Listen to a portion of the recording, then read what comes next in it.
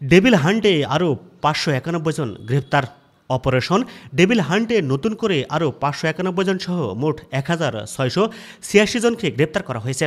বুধবার ১২ ফেব্রুয়ারি পুলিশ সদর দপ্তর থেকে পাঠানো বার্তায় এ তথ্য জানানো হয়। এতে বলা হয়, অপারেশন ডেভিল হান্ট অভিযানের আওতায় আরও ৫৯১ জনকে গ্রেপ্তার করা হয়েছে। আর অন্যান্য মামলা ও ওয়ারেন্টের আওতায় গ্রেপ্তার হয়েছেন আরও ১,০৯৫ জন।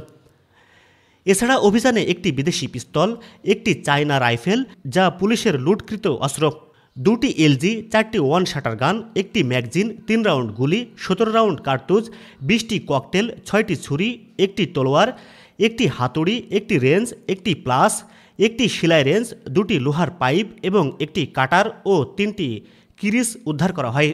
গত শুক্রবার ৭ ফেব্রুয়ারি রাতে গাজীপুরে পতিত ফ্যাসিস্ট সরকারের মন্ত্রী আকমা মোজাম্মেল হকের বাড়িতে শিক্ষার্থীদের উপর সন্ত্রাসী হামলার পর নড়েচড়ে বসেছে স্বরাষ্ট্র মন্ত্রণালয়। ঘোষণা দেওয়া হয় অপারেশন ডেভিল হান্ট অভিযানের। এরপর শনিবার ৮ ফেব্রুয়ারি রাত থেকেই সাঁড়াশি অভিযান শুরু করে যৌথ বাহিনী। এছাড়াও গুরুত্বপূর্ণ মোড়ে টহল জোরদার করা হয় বলে জানা যায়। Zahid Mahmud, news desk.